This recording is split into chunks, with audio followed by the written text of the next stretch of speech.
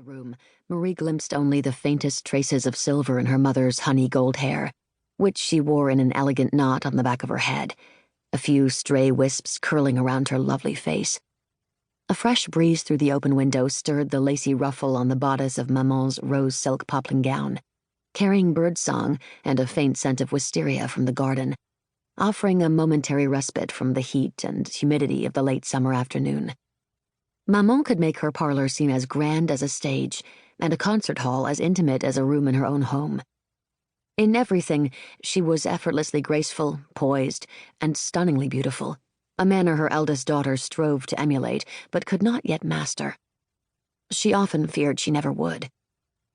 Her father sat before the piano, his long, supple fingers poised above the keys, the sunlight picking up the auburn highlights in his chestnut-brown hair, only slightly darker than Marie's own.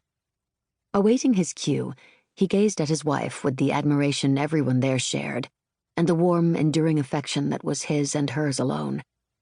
A trickle of perspiration wended its way down Marie's back beneath her ivory muslin dress. Invisibly, she hoped. But like everyone else in the room, she held perfectly still, riveted by Maman's presence as she prepared to let her voice take flight. Squeezed between her two younger sisters on a small sofa behind their guests' chairs, Marie waited, breathless, for the first exquisite notes.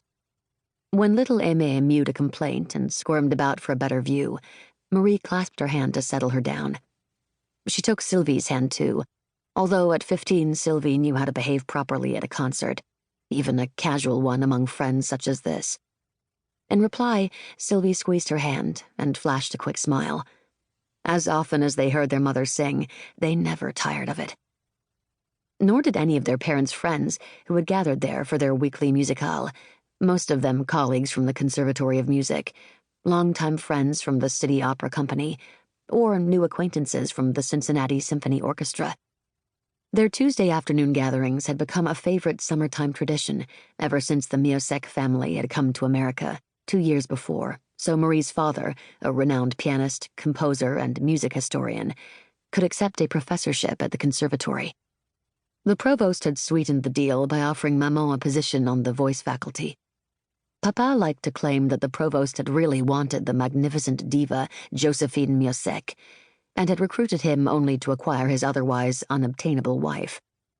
Whenever he said such things, Maman would gaze heavenward, shake her head, and murmur demurrals.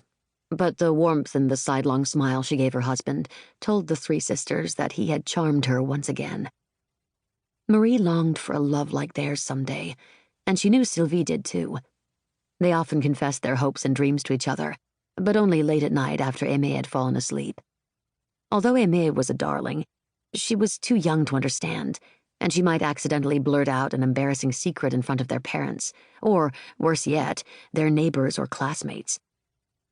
Sylvie alone knew how much Marie wanted to be like their mother, to travel the world as she had done at the height of her career, enchanting audiences in the glorious concert halls of Europe, performing iconic roles in the world's most hallowed opera houses, garnering rave reviews on both sides of the Atlantic, inspiring the greatest composers of the era to create songs perfectly suited for the unique timbre of her own voice.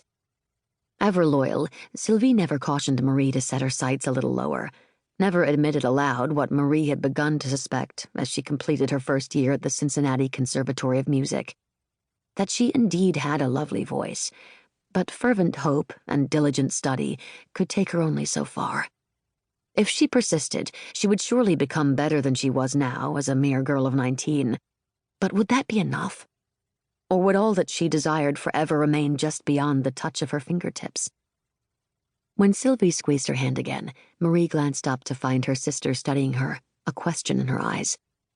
Marie managed a small smile and deliberately turned her gaze toward their mother, who just then broke the expectant hush with the first splendid notes of a Schubert lied, one of 3 on the program. Within moments, Marie's nagging doubts subsided, swept away on a river of music. All around her, she sensed a sudden easing of tension she had not been conscious of until it was gone, like a breath held too long, finally released. She savored the moment, knowing the tension would surely return when the music ceased. All summer long, the dreadful news from Europe had troubled their family, ever since that fateful June day when Archduke Franz Ferdinand